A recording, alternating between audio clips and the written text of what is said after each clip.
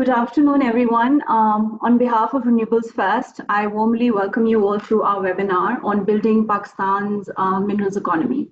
So today's session builds on the important conversations that are happening in the minerals space, it provides this platform is going to provide us with an opportunity to reflect on reforms, investment challenges, and actionable strategies to develop a transparent and sustainable minerals economy. So before we begin, I just want to go over a few housekeeping points. So this session is being recorded, and we will take questions during a dedicated Q&A session in the last 15 minutes. Please make sure that your microphone remains muted during the session unless you're invited to speak. And with that, let's move on to the interesting part of today's event, which is hearing from our distinguished panelists here. We're delighted to have with us Dr. Hamid Ashraf. He's Team Lead Mineral Cell at Ministry of Energy, Pakistan. Mr. Kamran Ahmed is Partner Energy and Infrastructure Finance and Project Development at White & Case LLP. And Ms. Mariam Khalid, who is the Head of Legal at the Punjab Energy Efficiency and Conservation Agency. She's also the co-founder of Women in Energy Pakistan. Yes, Maman. Somebody has raised their hand. Okay. So today's session is being moderated by Mr. Umar Farooq. He's a Senior Advisor, Critical Minerals and Energy Policy at Renewables First. Without further delay, I would now like to invite Umar to begin the session. Over to you, Umar. Thank you. Thank you so very much, Salish. And I truly appreciate all those who have joined us for this webinar beside the distinguished speakers. So yeah, I think Salish has provided the very basic introduction of all these speakers. And before I start questions, I'll try to introduce so that people know what expertise these people are bringing into this whole mining conversation. First, I would like to talk a little bit about Dr. Hamid Ashraf, who is actually minerals lead, and then he has experience of working in Pakistan Geological Survey project, and then also he has been in, he got PhD in mining policy as well. So with the questions, I think I'll keep adding on to the introduction. So I'll just frame my first question. I'll put my first question to Dr. Ashraf. That is about, first, I would like to appreciate his efforts. The first thing that was in 2023, the Pakistan Minerals Summit that was in Islamabad. I attended it, and it was, I think the good part of, good problem with that summit was it was joined by so many people, and then the interest shown in that particular summit actually was remarkable. And then the last investor forum that happened in the summer of 2025. So we were able to attract global interest in our mining space, and that was, I think, that one of the very focal persons behind that whole idea was Dr. Hamid Ashraf. So I would just like to have his quick comments, like what was the experience, how easy was that to manage a global such global events, and do we have some plans for its continuity? Like, do we have something for 2026 and onward? Thank you. Thank you so much, Umar and Sarish, for nice words. First of all, I would like to inform that it was a team effort as far as both the harmonization exercise and the organization of the mineral summits. Both of them were a team effort, and especially the organization of the Pakistan Investment Forum, Mineral Investment Forum, was a joint effort by the ministry and other organizations, strategic organization of the country. And my part was mainly related to, as far as the harmonization is concerned, the regulatory framework and that. So there was a lot of effort that gone into it. People behind the scene have already working, and they were part of it. As far as your question, what we have done is that we have actually institutionalized this PMIF. There is an institution now, and I like to inform that we will have a new PMIF 2026 on the same dates, 8th and 9th April next year also. So this would be a regular feature now from now onward as far as the investment forum is concerned. So yes, as far as the other regulatory and framework is concerned, there is a lot of there was a lot of effort that gone into that exercise, and there was 2 years of work that went into that exercise actually. So yes, that is all. Yeah, thank you. I think we'll come back to this PMIF structure and its objectives later into this discussion before, and then we would also like to think and ask, like, what exactly are we aiming through this investment forum going forward, maybe 5 years from now or something, some plans like mid-term, short-term, and long-term, something of that kind. But before that, I'll ask Kamran. Kamran has joined from UK. We appreciate his response and his responding our request to join this webinar. So in order to actually expand a bit of his experience and expertise that are in reference to Pakistan's mining and mineral economy, actually, we know Recordec is one of the landmark projects, and it's kind of a gateway to our mining efforts and our ambitions and our minerals economy. Kamran actually worked around the reconstruction of all of that legislative changes and all those reconstruction of this whole agreement between government of Balochistan, federal government of Pakistan, and our government-owned state companies. So yeah, so I would believe like his experience and his expertise in this space are very much meaningful, knowing that the Recordec was the project that actually enhanced the global interest in our mining space. So Kamran, I would just like to have a quick recap of your work into Pakistan's mining industry so that like our speakers could know what exactly were your efforts in settling this reconstruction of this whole agreement. Yeah, sure. So, very good to be here. Thank you very much. I started working in the mining sector in Pakistan in 2020, so 5 years ago, which was 1 year after the arbitration award in relation to Recordec, which I think came in 2019. So, Right. if anyone knows the history, the Recordec project actually goes back to the late 1980s, early 1990s, when there was a joint venture between BHP Billiton and the and Balochistan. So that was one of the world's largest. In fact, the world's largest mining company is BHP, and the deposit was discovered many years actually before that. So the history of this project is actually very long. In the 2000s, there was a dispute involving a new ownership structure, which was Barrick Gold and Antofagasta. So Barrick Gold is one of the world's largest gold mining companies, and Antofagasta is actually one of the world's largest copper mining companies, and they formed a joint venture to buy BHP out. And BHP were exited because of, they wanted to effectively leave many emerging market countries at that time. It was nothing specific to Pakistan. It was just a general corporate decision that they took to focus on, more established jurisdictions for mining like the US, Australia, Canada, etc. So BHP exited, and Antofagasta Barrick, they did a lot of work. They did a feasibility, and they were actually beginning talking about financing the project. And then there was a dispute, and I will fast track now back to 2019. The dispute went against the government, both provincial and federal.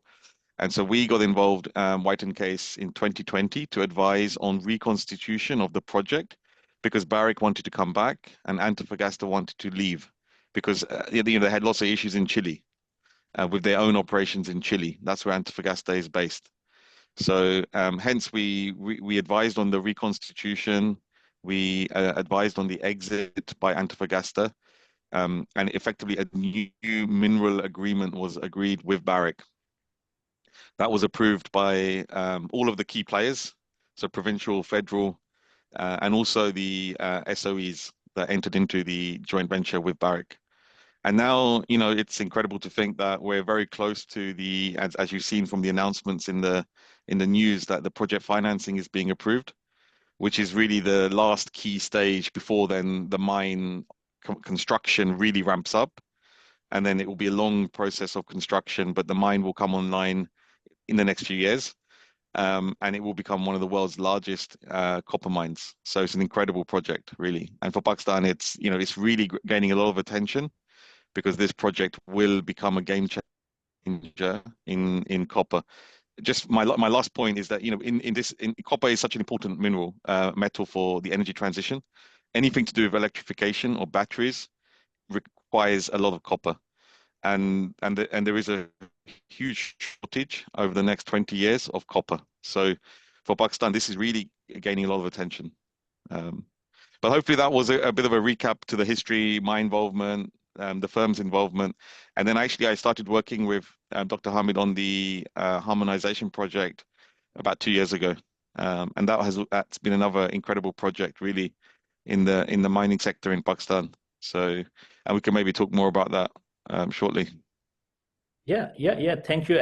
Yeah, that is actually one of the highlights in recent conversations about mining in Pakistan. So we'll definitely talk about it later in the discussion once we are introduced about this harmonization project. And before that, I would like to ask Mariam about for the introduction. Actually, Mariam is right now at PICA, head of legal, but in critical mineral space, she was recently one of the main organizer with BRIM, who is University of British Columbia, Canada's project about critical minerals. We would like to ask her about that particular project, and beyond that, about her expertise in the legal frameworks of Pakistan critical mineral space. So yeah, Mariam. Okay, assalamu alaikum everybody, and thank you very much, Renewables First and Omar, for hosting this. I'm just very happy to see that at this point in time, minerals has become something close to a national level narrative. When I first worked on the RICO-DIC disputes, as Carmen said many, many years ago, it wasn't something that a lot of people were familiar with. And one of the lessons that were continuously recurring were that even if you have some legal checks in place, the obtaining of a social license is so incredibly important, especially when you're working in communities who genuinely believe that their natural resources are being looted, so to say. So that's why it's very important to have a very strong understanding of, what you're trying to do at a local level and earn their respect, especially for a country like Pakistan, where, as Kamran would be very aware, and Dr. Hamid, that a lot of our transactions and contracts are spanning into a good 25, 30, 35, 40 years. In a country like Pakistan, that translates into a number of changes in governments, a number of changes in regulations. It's a very difficult political climate to what you would operate in the rest of the world, which is why even it's more important for local communities to kind of embrace these projects. If they are part of these projects, it'll be a win-win. Coming to BRIM, as you said, one of the other things that we really felt at that time was there was no capacity in the mineral sector in Pakistan. We're talking about the 80s and the 90s. I mean, at federal level, we still have Dr. Hamid. This was a contract that was signed in 1993 with the Balochistan Development Authority in a caretaker setup. What expertise did we have at that time to enter into such a massive, contract with such massive legal ramifications? So with BRIM, and I just want to quickly correct you, I wasn't one of the organizers. I just ended up playing a very pivotal role with them. But it was actually sponsored by the Danish Embassy and FLS Smith. And the idea was to really train the Pakistani workforce. And one of the best things they did was they didn't want to train just the engineers. They understood the importance of kind of training this industry, which is so interdisciplinary. They wanted to ensure they had lawyers. They wanted to ensure they had people with financial backgrounds. They wanted to ensure they had people with sustainability backgrounds, because you have to understand that mining has traditionally had a very negative reputation. And it's an industry that's trying, like there are a lot of efforts that are being made to make this industry attractive all over the world, which is why it's even more important to have your environmentalists on board, so that they understand that this industry has been there for centuries. Mining is not new. If you're not growing something, you're mining it. That's the way it's been. But of course, you've got to make efforts to make it sustainable. And you've got to incorporate best practices, and you've got to think of the long-term game. This is something we keep on hearing in the minerals industry, but I think people really don't understand that when you're thinking of mineral projects, you have to think of 25, 30 years in advance. You've got to be able to see that entire project. And that's why I think the BRIM course was excellent. I hope they bring something like that back to Pakistan, because the best way you can really improve the capacity of your own professionals, which will translate into better transactions, which will translate into better projects. Because as lawyers, both Kamran and I understand, if you've entered into a bad deal, that's not really a defense for walking out of it. That's too bad. So Pakistan as a country, I think we're standing at such an important, critical juncture. The whole world is kind of looking at this market, and it's excellent that we've got this framework going in place, which has kind of harmonized the multiple laws that we had and made it easier. But I'm sure going forward, there's still going to be plenty of efforts, because I still believe we don't have a critical minerals strategy per se. So that is something we should work on and identify what's critical for us, because every major country at this point in time has a strategy or has a list going. What do they want to focus on? So I think Pakistan really needs to do that for itself, and I'll come back to it once you have more subsequent questions. Yeah, thank you, Mariam, for putting this in context. Yeah, I agree, like having a critical minerals list and then a national strategy, then provincial strategies. This is all very good idea, but one of the common denominators actually among in this whole conversation so far is this harmonization of critical minerals.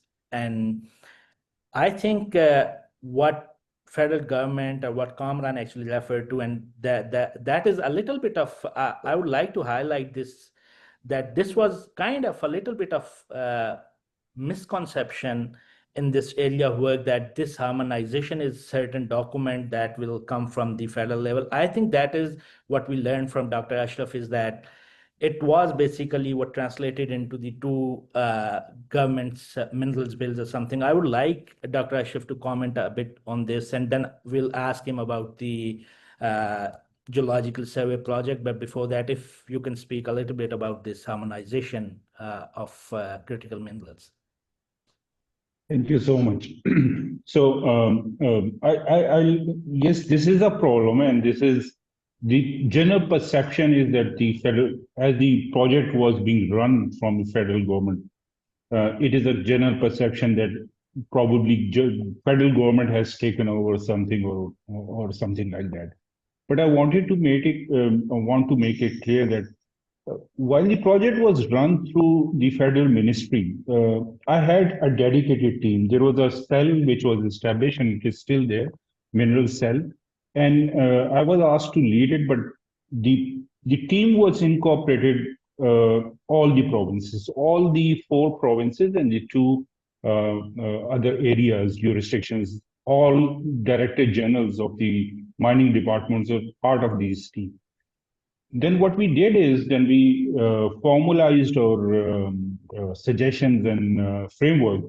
We conducted stakeholder conferences, and the major stakeholders like the mining associations were called, and they were briefed about the new framework and how we intended to harmonize it.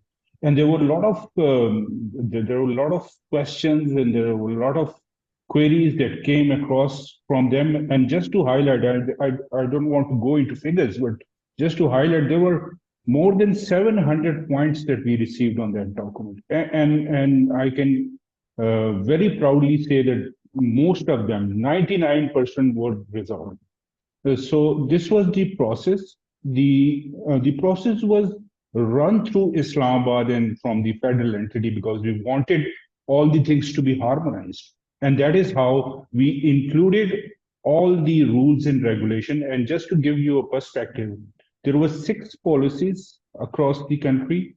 There was some 18 set of different acts of different nature. and 36 different rules and regulations. There are massive number of regulations and documents which we collated first, and then a master document was prepared, and it was benchmark against probably one of the best countries in the world. What we did is that we selected two gold standards of mining industry, British Columbia and Western Australia. Then two rising mining destinations, Indonesia and Kazakhstan, which were performing very well as far as mining is concerned in last decade. And last but not the least, we selected two declining mining jurisdictions, South Africa and Chile. They were powerhouses of mining, but recent policy changes, because of that, it is going down. So all these 6 countries, we benchmarked whatever was available with us, all the act and rules and regulation was benchmarked, and then we formulated a harmonized regulatory framework, which was a single document in the shape of a draft. We presented it to the provinces. So there was one draft to be adopted by each province. Now, we understood that as far as different provinces are concerned, they have different geology. So according to geology, they could tweak it here and there, but the basic structure would be same. So from an investor perspective, if somebody comes and want to invest in Pakistan, they would find the same basic blueprint of the legal and regulatory framework. So that was all what we did as far as the regulatory framework is concerned. And this draft has to be passed by each provincial assembly. So to speak, the Balochistan assembly has passed it, and it is in the process of other assemblies, especially as far as Punjab is concerned. They formulated a committee. It overlooked it, and then it went to the law ministry, and finally, I think it is now passed in the cabinet and will subsequently go to the provincial assembly.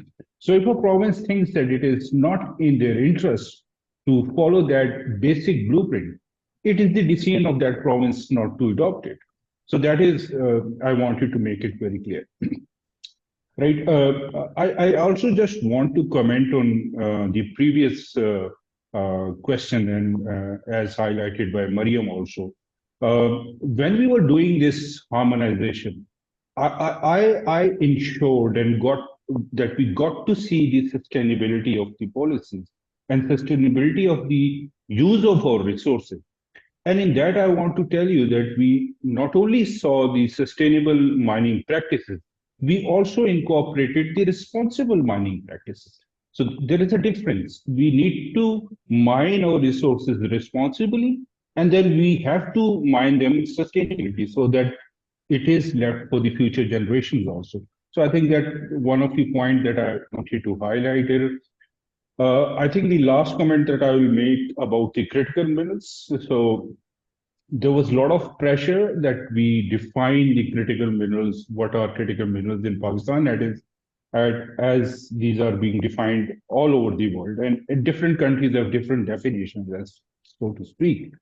But the challenge for me was, how do we define them? What is the criteria for defining them?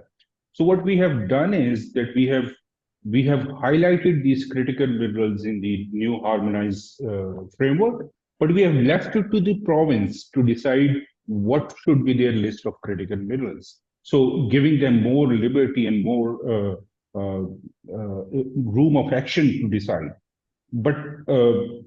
But I would say that this question was asked for me a number of times, and probably I was also asked this at the US Geological Survey when I was there last week. So my answer was, any mineral that is being mined in Pakistan is critical for us, because the criticality for us is to, we want our minerals to benefit our economy. So anything that is giving boost to our economy would be critical for us. So there is no downstream industry as to speak. Definitely copper and all these minerals would be critical, but anything that is being mined in each province has got to be critical for us. That is what I had to say. No, Thank you so much. yeah, thank you so very much for very comprehensive answer to harmonization of the critical minerals draft. And yes, I think this conversation about what's critical for our country may not be critical to the other country. Basically, what it has been established so far is something like both the economy and then also the concentration of that particular minerals. In other words, like risk associated with its supply chain or security. These could all be the factors, but I think for Pakistan, the most important aspect should be economy, as you said, like how it can help us in economic revival, or how it can actually enhance or build our minerals economy. So yeah, now I'll ask Kamran about this particular project, this harmonization. Also, beside that, the other bit, I think Dr. Ashraf touched on these standards and then ESG, and maybe every country has different vocabulary for these standards, like what particular standards. There are tons of different standards that mining companies are actually following. So Kamran has been in this space for Pakistan. I would just like to ask, like, if in their studies and if their practices when they were studying Pakistan's minerals space, so do we have any particular standards that we want our mining companies, or international mining companies, to follow, or do you have any recommendations from your experience, like what could go that can enhance the foreign investment interest based on those particular standards, or ESG, or something of that kind? Yeah. Yeah, no, it's a very good question. And if you look at one observation actually on the harmonization project, as I think Dr. Hamid and Mariam both said, the community involvement and the economic benefit to the country comes in different forms, right? So actually in Pakistan, a lot of your mining is taking place is a small scale. It's artisanal mining.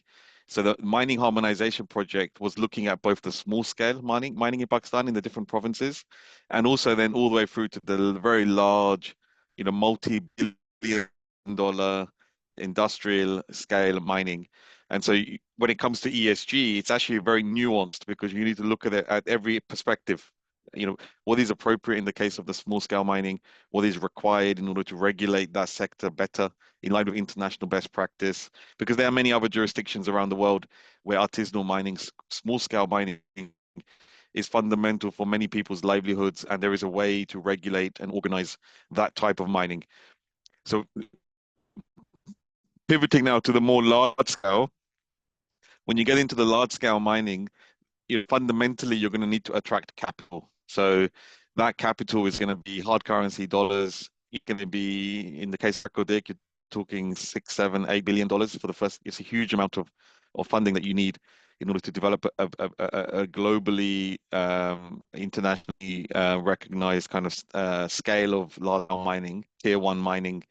And so for that type of project, you will have to go and borrow from the likes of Asian Development Bank, the IFC, international lenders. They will bring with them environmental standards. So the IFC performance standards will come. The Asian Development Bank will have its own ENS standards and policies. And this is, by the way, not just in mining. Any capital intensive project that they are funding, so in the energy sector, in transportation, they will bring with them these standards that will need to be adhered to. Also, if you're raising finance from more commercial banks, as the Equator Principles will apply. And so these are all standards that actually, because of the project that is now being financed Recordec, we can show that in Pakistan there is no issue developing a project to that level of an ENS standard. So I think the precedent that Recordec is setting is going to be very helpful, and it kind of overlays the national laws and environmental regulations. So for me, Recordec being project financed enables other projects to become confident that they will secure funding because the precedent has been set. And setting that is very, very important because it enables scalability. You can then crowd in other private sector and policy lending into your mining sector. So the two things, both one is harmonization, which is setting a level playing field and a common playing field, and then the other, which is a project which is attracting significant capital, because you're able to demonstrate that within Pakistan you can develop mining to these highest international standards. Are two very powerful. Remember, when we did the Reko Diq project first time, we did not have the benefit of the Harmonized Mining Act and the regime that Dr. Hamid and his team have been working on. So we were actually, in a way, there was almost like an additional challenge that we had to overcome, which we did in those negotiations. But what you want to do is avoid in every large scale mining a very, very time-consuming, expensive, comprehensive kind of renegotiation of those laws that apply, and this is where the harmonization project will be invaluable going forward. And my final point, I think, would be, as I think Mariam said, this stuff takes many years. To build the capacity, the feasibility for a large-scale mining project is multi-years, 3 years, 4 years, 5 years, 6, 7 years. Really, the really large projects take many years to develop, and then the financing stage can take many years, and so you have to be very patient. But the good thing is that time gives you the ability to build that capacity, get this community to buy into the project, which again I would say Reko Diq, the project company, have done very well in that case. Immediately, Barrick and the local and the partners, the SOEs, were investing in community engagement, community projects in the region where the mine is located. So it builds the license to operate, which is very important. Yeah. No, I agree with you.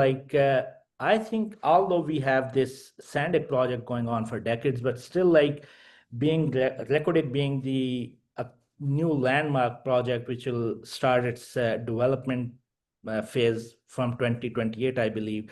So we are still kind of a young economy who are trying. Young minerals economy who are trying to get into this mining landscape that can enable the energy transition and all. But on the same time, I think when Reko Diq recently published their ESIA reports for their environment social impact assessment report recently, it had a very decent critique which they actually addressed back, and then there was certain comments from the lenders as well, which actually enhanced rather means the interest, and it means trust as well into Pakistan's mining space. So I agree with you, for these mining projects, and particularly standards take long time to actually get developed. So for a country like Pakistan, we may see that coming maybe a few years from now, but I think we are on the right track in that regard as well. So, and Mariam, mining itself being a new economy for Pakistan, we might have seen some challenges for capacity building, as you mentioned already. So Brin1, I think one of those concepts that actually tried building capacity into this space. And I also learned somewhere you are also trying to build women in mining organization or a group of people you want to train in this particular. Do you want to talk a little bit about that part as well? I can, but I also want to address something that Dr. Hamid was originally pointing out when he was referring to the criticality of what do we need. And he's absolutely right, because for most developing countries, who've been manufacturing countries like the US and China, their criticality really comes from ensuring that they have the raw materials for their, renewable energy technologies or their defense gadgets or their medical equipment. Now, because Pakistan hasn't been a traditional manufacturing economy, we are not looking at it from this angle. So I do agree with him when he says that for us, everything is critical, which is adding value and really bringing in revenue for us. So that's absolutely true. I think another thing, or maybe we'll come to that once we go back to Dr. Hamid, because you wanted me to talk about women in mining. Look, I mean, this is something we felt with women in energy as well, that it's you have a lot of women on sites, but they don't have visibility. And the energy transition is mineral intensive, but we also try to make it a just energy transition, which means that we want everybody to be covered. And especially we worked in the energy sector, we worked with a lot of female engineers, and we've actually been involved in trainings on solar. And we actually have plans to work on dedicated trainings for minerals and the energy sector now. So that's in the process, and maybe by the time we do another webinar, the formalization will be all done. But I do want to touch on one other thing, because I've been feeling that it's still something we need a lot of, there's a lot of space to improve on, is data. When we were working on our mineral projects, we never had access to data. I mean, I don't know if it's a cultural thing, that we're normally slow on being data driven. Especially in the government sectors that I worked in, you have a lot of institutional memory, but the minute people leave, you don't have a system where you've kind of put it all out there. So I know that Dr. Hamid is working with GSP, and I would like him to speak about that, because I think for all the investment that's coming in, as a lawyer, I strongly feel that, because we've been at a place where with the RICO dig arbitrations, it kind of sent a negative investment signal, which was not the case. But I also think that the kind of a ripple effect of that has been that maybe we've been a bit too lenient with some things as well. So I think this is like this tug and this balance of kind of being investor friendly, but at the same time making sure you get the right deal and the right balance is something that we're always kind of struggling with. And as you said, we're a new economy to this. This is something we will figure it out. But it's so important to have data to leverage with, because you can't be completely overwhelmed with the investment that's coming, and you still need to look at it from a governance lens. And that's why I think the importance of data to be able to leverage these deals is so important. Over to you, Dr. Hamid, because I know you're doing some wonderful work with GSP on this.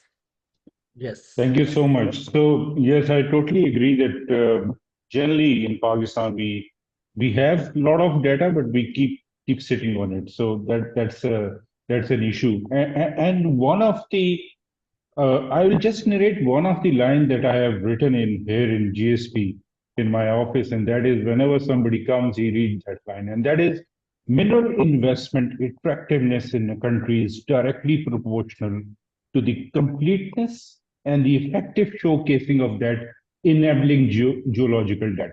So that is the crunch line. You got to have this data complete in all respect, which unfortunately is not. And then you need to showcase it rightly to the right stakeholders, so that and that will only be possible when you have a digitized portal which is available everywhere in the world, so that the investor could see it and they could feel what is there in the geology of Pakistan. So yes, I totally agree that this is one of the points that I'm concentrating on. As to speak for Geological Survey of Pakistan, what we have done is first thing is that GSP is the only organization in Pakistan at federal level which could work in the space of mineral development. So what we have done is that we are going to declare it as mineral development hub for Pakistan, because mining is a provincial subject, but we want these critical minerals to be hunted down by some organization at the federal level, and which could be then subsequently the data is available and the provinces could give it the leases to the interested parties. So what we are doing is that we are completing our geological survey. Now, in the mineral space, we all know that 1:50,000 geological mapping is the basic ingredient of the mineral exploration. So when you are having the 1:50,000, the mineral exploration companies or the juniors would take that data and start exploration. So unfortunately, that was not complete. It was standing around 30% of the whole Pakistan was mapped, and the government of Pakistan is taking a lot of interest. We were given a lot of funds, and for last 1 year, the whole organization is just concentrated on to complete this geological mapping of 1:50,000. And I can very proudly say that we have reached about 70%, as to speak of now. So 70% of the Pakistan has been mapped. Um, I will also highlight that when we are doing this accelerated geological mapping, I felt there is a need that we have a quality control and quality assurance. And for that, we are in contact with British Geological Survey. So we had, through the help of British High Commission, we have some funding for quality control and quality assistance. So there would be a team of British Geological Survey who would be doing the quality control for our data. That would give the credibility to our geological data to be showcased around the world. And we are also planning that we have a online portal, geological online portal, which would be known as Geological Survey of Pakistan Cadastre System. All the data would be put in there. We are also formulating a data release policy. What is to be released to the public? And I can assure you that 1:50,000 geological mapping would be available on the system. And we are trying and targeting PMIF 2026 to unveil this portal also to the world. So hopefully that is being going on right on time now. The other aspect that we have addressed in Geological Survey of Pakistan is the testing part of the minerals. Now, you all must be knowing that unfortunately there was no credible testing lab in Pakistan. All the testing was done from SGS, which our core samples were going to Canada for different testing. So what we have done is there is a geosciences advanced research lab, which is part of Geological Survey of Pakistan. It is in Islamabad. What we have done is it was established in 1991 by Japan through funding and it was done through JICA. But over the period of time, the lot of equipment was lying obsolete and it was not working. So what we have done is through government funding, we have revitalized the whole laboratory. All the new equipment has been procured. Each and every equipment which is required for mineral testing has been acquired, and it is with us. Now we are in the phase of renovation of the building itself. And I'm proud to announce that probably next month, somewhere in mid of October, PM would be inaugurating the lab. And we have, what we have done is that we have made it ISO certified, 1027 certified. And then what other thing is that we have done is that we have also made it JORC compliant. So we carried out a proficiency testing from SGS Chicago, and mashallah, we have passed it. So we are now JORC qualified also. So this is what, apart from other capacity building projects that we are undertaking, there are young geologists which we are training, and all other things are going on very systematically. Thank you so much. Yeah, thank you. Thank you so very much. And thanks for sharing so many encouraging news. Like we should be looking forward to all these in next few months and then the next session of PMIF. And yeah, we are very much excited. I think we only put this event for 40 minutes of discussion and then 10 minutes for question answer. So let's see if we have any question from audience. If not, then we'll carry on from here. So yeah. Just 1 second. So I saw your hand raised, Dr. Ashraf. Do you want to add something? Yes, I just left one thing which was probably one of the most important, and that is in Geological Survey of Pakistan, we have now formulated a 2 years plan, which incorporate hunting down the critical minerals of Pakistan. So we are planning for it, and inshallah, somewhere in December, we will be starting this program to hunt all the critical minerals. And we have identified about 8 to 9 minerals which are critical as far as the world is concerned. And we will be hunting it down, inshallah. Yeah, thank you. Thanks for sharing this. Kamran, this question actually, I think somehow is related to your conversation. So someone actually thanked us for organizing this event. And then they asked, like, do we have any investment guide or we are planning to have one? And also, we have seen the fossil fuel extraction, and how do we want to compare it in terms of investment, like in future investments, and also how can we make sure that the major companies that are trying to invest previously into fossil fuels may look into the economies like Pakistan itself for their investment transitions as well. So do you want to answer this question? Yeah, sure. So I think you can draw good comparables with like hydrocarbons and metals and minerals. Both are natural resources extracted from the ground over a long period of time. Both have similar social license to operate and ENS considerations.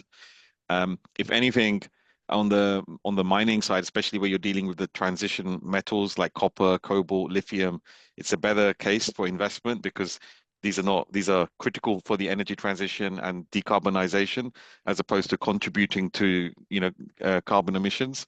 Um, so, but the way I would draw the parallels in the case of like oil and gas, in many jurisdictions, initially it's the large oil companies that come because they have the expertise, they have the ability to spend a lot of money on the drilling and prospectivity analysis and research, and then over time, you get the localization.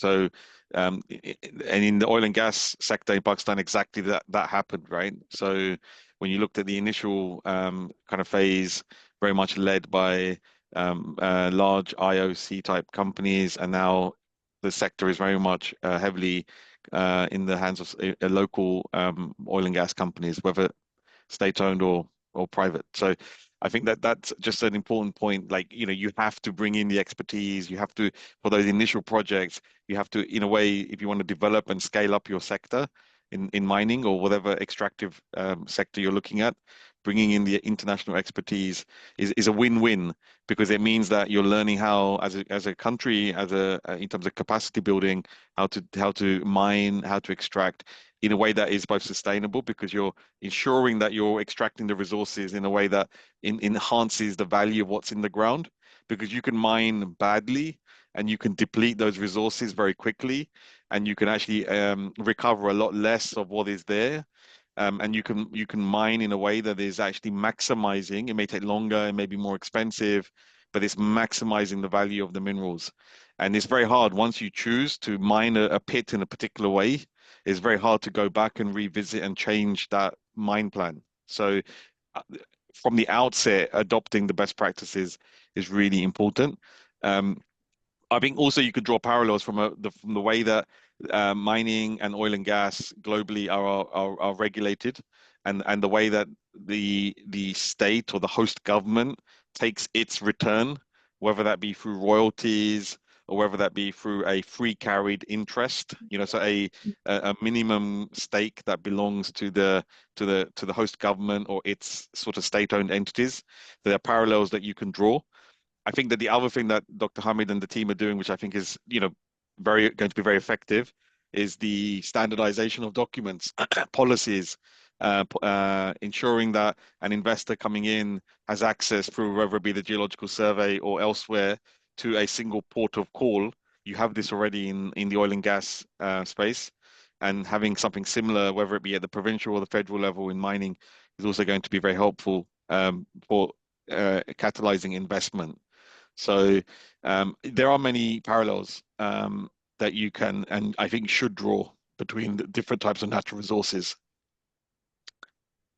Yeah, thank you, Kamran. I think you answered this question like in very comprehensive way, and this is important. I think comparing this particular economy with the fossil fuel economy would be very interesting in future. Like, how do we want to look into geopolitics of the minerals, concentration of certain minerals, and particularly these transition minerals that are more enabler of the energy transition. But there's another interesting question, and I want to have a quick answer from Mariam about that. Do we consider in whole this space, minerals conversation, do we want to consider something social licensing? How do we want to make sure that communities, indigenous people are benefited from these mining prospects? So do you want to take this question and have a quick answer? I was just listening to Dr. Hamid and Kamran, and I was wondering, are we having any of these documents being translated in our local languages, Dr. Hamid? Because I was just thinking, especially when it comes to artisanal mining, these are some very archaic practices that are used. And as Kamran said, that there is a way to mine, like which would ensure responsible mining, which would ensure the longevity of the resource, which would ensure that you're not compromising on the value of the resource. And I think, as he said, for a lot of countries in the world, artisanal mining is such a huge revenue generation for communities. And I just think these templates that Dr. Hamid is working on will be so beneficial if we can actually have them translated in our local regional languages to kind of really help them. And as you said, Omar, what can the companies do? I think we need to kind of ensure that we do have these ESG principles enshrined in our documents. I know one or two state-owned entities that I'm familiar with, they do have these documents, and they're kind of making sure that their compliance is mandated. Because internationally, I think a lot of companies, even if they themselves didn't want to be compliant with these regulatory frameworks, they have to for their stakeholders, for their shareholders. So I think it's important for us to kind of hold these companies responsible as well. As I said before, that we are attracting a lot of investment and attention, but at the same time, we need to get our house in order and kind of keep a plan where we are checking whether these companies are complying with these local frameworks every few years. Once you have a contract in place, bear in mind also the recoding dispute also didn't happen overnight. There were problems that were brimming, they were brimming. But you need to ensure that at these local levels, they are being taken care of. Don't let them escalate, nip them in the bud. That's why I think even for the companies, because who are the companies interacting with? The government officials, right? Are they interacting with the local communities? There is always a bridge, right, between the investor, the host nation, and the local communities. And I know there's a lot of effort on CSR activities. I know there's a lot of schools that are being built in Balochistan. There are a lot of health activities, but there is also something that we need to recognize, that a lot of these activities are also bare minimum. That you would expect investors, good investors, to kind of promise the people and deliver for them. So I think in the long run, we need to really work on our ESG policies and kind of have a legal framework behind them, because at the end of the day, a policy will not be binding if it's not really enshrined in a legally enforceable mechanism. And I think, as Dr. Hamid also said, there's a difference between sustainable mining and responsible mining. We need to ensure that, because we are still new in this area, maybe we should use that as an opportunity to really benefit from the best case scenarios of what other countries have done, because some of these countries have a good 100 years behind them when it comes to mineral practices. So I think this is an area we need to focus on. Always have the naysayers on board. That's why, as I said with BRIM, when I was kind of recruiting some female professionals for this course, I made sure my environmentalist friends, who were complete naysayers when it came to the extractive industries, who couldn't ever imagine being a part of a course like this, were on it, because now they're the ones who are advocating for sustainable practice. That's why diversity matters. You need to have these voices, in these projects. You need to kind of focus beyond engineers, who are a very, very important component, but have your lawyers on board who are drafting these documents right from the start, rather than stepping in once the disputes have happened. Because this is something that we lawyers see, that when it comes to disputes, at the most, we'll be mitigating the damage. We will not be able to kind of erase everything that happened. And with a lot of arbitration cases, Kamran may be familiar with them, you can tell exactly where things started going wrong. And then you're looking at the archives and you're like, oh no, I wish they'd done this. I wish they'd done this. So this is very important. And I hope that answers your question. Yeah, it does. It does. Thank you so very much. By the way, just quick comment on the local languages. I think this recent report by Recodic is also available in Balochi and Urdu. That is very interesting part. So yeah, thank you for bringing this up. And do you have quick last comment on this, Dr. Ashraf, and then Kamran, and then we'll actually hand it over to our organizers. Well, as far as translating it to local community languages are concerned, I think that is a good point which I have noted. What we have done is we have, because there are different sets of legislation we need to understand. There is an act which is a purely legal document which has been given to the provinces. Now, what we have done is it is basically in English, but we have also translated it into Urdu. So it is available in Urdu.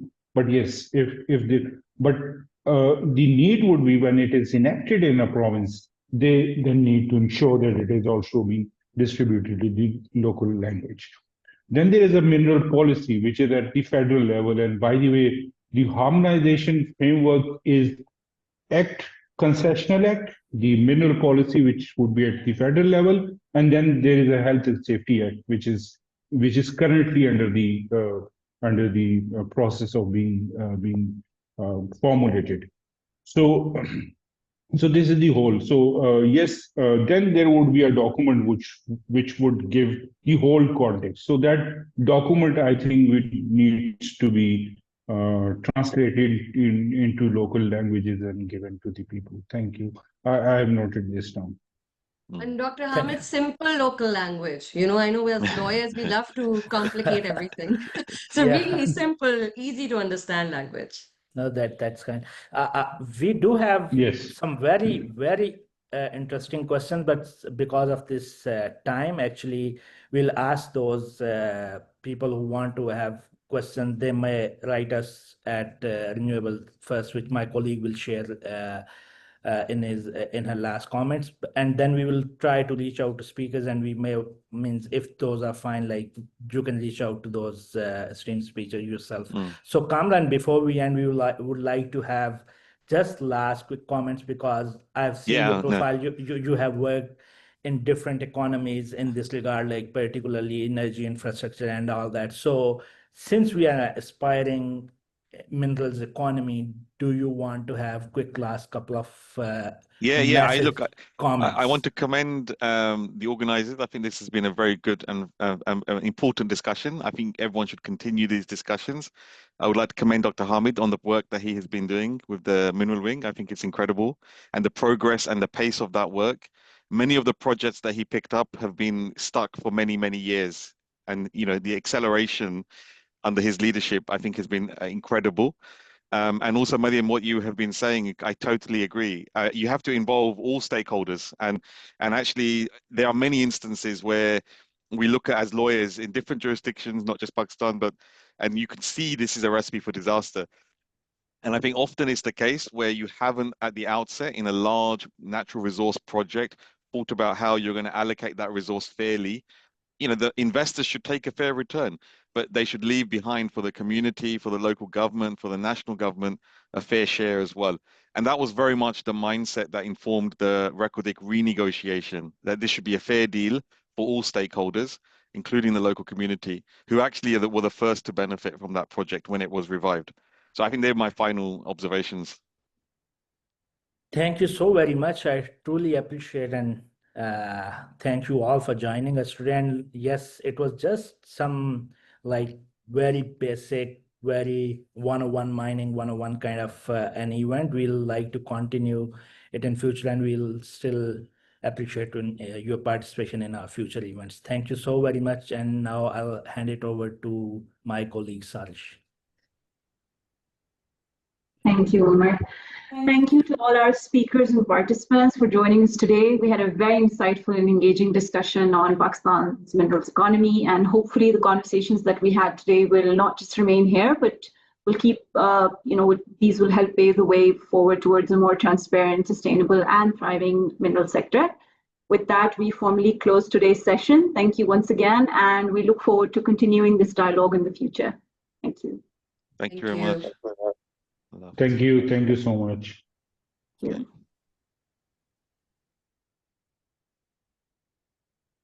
Thank you. Thank you.